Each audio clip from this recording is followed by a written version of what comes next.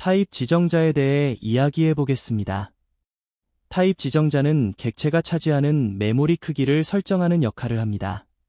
기본 타입과 사용자 정의 타입이 있으며 타입을 자동으로 유추하는 오토 타입과 모든 타입 지정자에 공통적으로 사용되는 CV 한정자가 있습니다. 이를 하나씩 살펴보겠습니다. 먼저 타입을 알아보기 전에 타입 지정자의 종류를 세분화해 보겠습니다. 가장 많이 사용하는 일반 타입 지정자가 있으며 여기에 부가 타입, 클래스 정의, 열거형 타입으로 구분할 수 있습니다. 일반 타입 지정자는 기본 타입이나 사용자가 정의한 클래스, 열거형 등을 통해 변수를 선언하는 가장 일반적인 방식입니다. 예를 들어 기본 타입의 변수는 해당 타입으로 선언하고 클래스를 정의한 경우에는 클래스 이름을 사용해 객체를 선언하는 것이 일반적입니다. 부가 타입 지정자는 일반 타입과 함께 사용되며 조금 다른 역할을 수행합니다. 특히 CV 한정자는 타입의 속성을 변경하는 데 사용되며 명시 타입은 타입을 더욱 명확하게 표현하는 역할을 합니다. 예를 들어 변수를 선언할 때 칸스트 키워드를 붙이면 객체의 상수성을 부여할 수 있습니다. 또한 클래스 정의 후 일반적으로 클래스 이름과 객체 이름만으로 객체를 선언하지만 경우에 따라 클래스 키워드를 함께 사용하는 방식도 존재합니다. 이런 형태를 부가 타입이라고 합니다. 이것은 다음 장에서 설명됩니다. 여기서 한 가지 의아할 수 있는 점은 일반적으로 클래스를 정의한 후 변수를 선언하지만 클래스 정의와 동시에 변수를 선언하는 경우도 있다는 것입니다. 이러한 방식도 타입 지정자의 한 종류로 분류되며 열거형 타입도 같은 개념으로 볼 수 있습니다. 보통은 일반 타입 지정자로 많이 사용되지만 특정 상황에서는 다른 방식이 필요할 수도 있습니다. 예를 들어 중첩 클래스의 경우 특정 클래스 내부에서만 사용되므로 중첩 클래스를 정의하면서 바로 변수를 선언하는 방식이 사용될 수 있습니다. 이처럼 타입 지정자는 일반 타입, 부가 타입, 클래스 및 열거형 타입 등으로 나눌 수 있습니다. CV 한정자 중 칸스트는 앞서 언급한 것처럼 객체를 선언할 때 수정할 수 없는 속성을 부여합니다. 따라서 선언과 동시에 초기화가 필요합니다. 또한 익스턴과 함께 사용되지 않은 칸스트 객체는 내부 연결성을 가지므로 해당 파일 내에서만 접근할 수 있습니다. 비슷한 개념으로 콘스트 익스프레션이 있습니다. 콘스트 익스프레션은 컴파일 시의 값을 결정해야 하는 상수를 의미합니다. 반면 칸스트는 특정 시점이 정해져 있지 않으며 컴파일 타임 또는 런타임에 결정될 수 있습니다. 발러텔은 최적화를 방지하고 변수를 매번 직접 메모리에서 읽어오도록 설정하는 키워드입니다. 일반적으로 컴파일러는 변수를 한번 읽어오면 내부적으로 저장하여 재사용하는 방식으로 최적화합니다. 하지만 외부 신호에 의해 값이 변경될 가능성이 있는 변수라면 내부 캐시된 값이 아니라 항상 최신 값을 메모리에서 직접 읽어야 합니다. 따라서 변경된 값이 우선인 경우에는 발러텔을 사용하여 변수를 선언합니다. 실제로 이 키워드 없이 변수를 컴파일하면 컴파일러는 최적화를 수행하여 최초 한 번만 읽고 이후에는 내부적으로 저장된 값을 사용할 수 있습니다. 여기 코드를 보면 전역 변수를 사용할 때 해당 변수를 직접 값을 가져오도록 컴파일이 됩니다. 그런데 컴파일 시 최적화 옵션을 사용하면 해당 변수를 한 번만 가져오고 이후 내부 메모리에 저장된 것을 사용합니다. 하지만 전역 변수에 발러텔을 붙이면 컴파일 옵션과 관계없이 매번 메모리에서 직접 값을 읽어오는 방식으로 동작하게 됩니다. 이러한 특징 때문에 발러텔 지정자는 하드웨어 레지스터, 인터럽트 핸들러, 멀티스레드 환경 등에서 유용하게 사용됩니다. CV 한정자는 기존 변수에 비해 내부적으로 제한을 부여하는 역할을 합니다. 이를 통해 변경 가능성을 조절할 수 있으며 제한 정도가 높아질수록 변수의 수정 가능성이 줄어듭니다. 예를 들어 일반 변수의 경우 단순히 값을 읽어오는데 제한이 필요하지 않습니다. 하지만 포인터나 참조형 변수는 특정 대상을 가리키므로 대상의 속성과 동일한 제한을 따라야 합니다. 만약 대상이 칸스트로 선언되었는데 이를 가리키는 포인터가 수정 가능하다면 포인터를 통해 상수성을 깨뜨릴 수 있는 문제가 발생합니다. 이런 문제를 방지하기 위해 포인터나 참조형 변수도 대상의 속성과 일관성 있게 선언해야 합니다. 즉, 칸스트로 선언된 변수를 가리킬 경우 포인터에도 칸스트를 지정하거나 더 높은 제한을 두어야 합니다.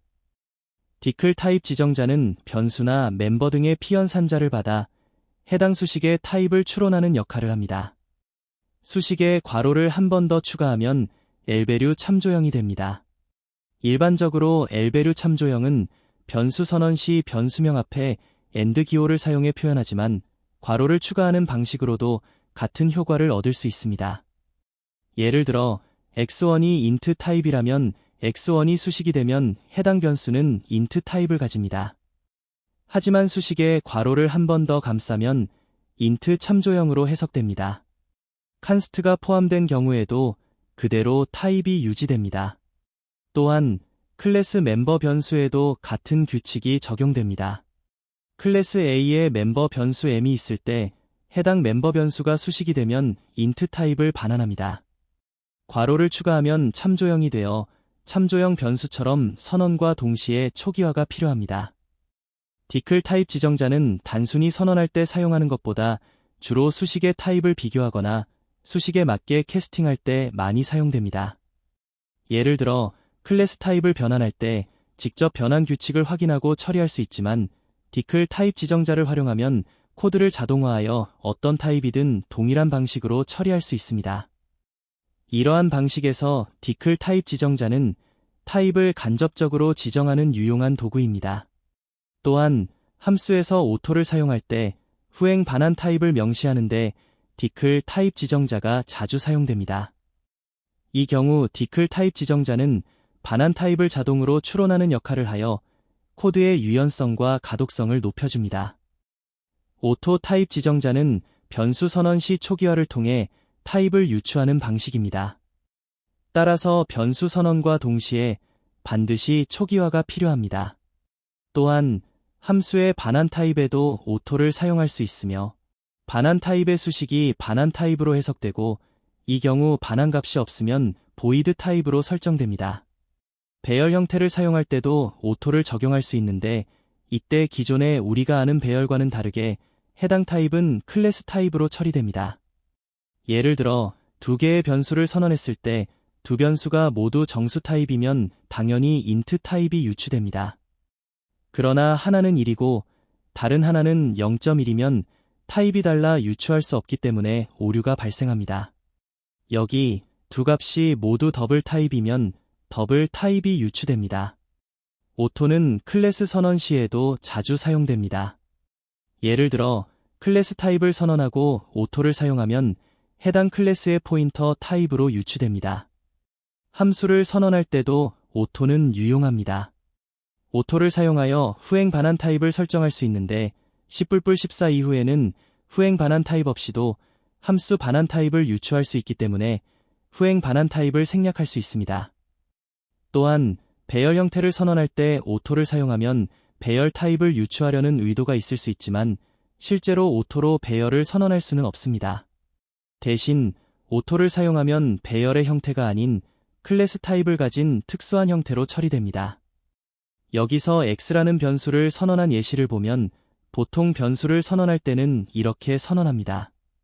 하지만 때때로 이를 포인터로 명시해야 할 경우가 있습니다.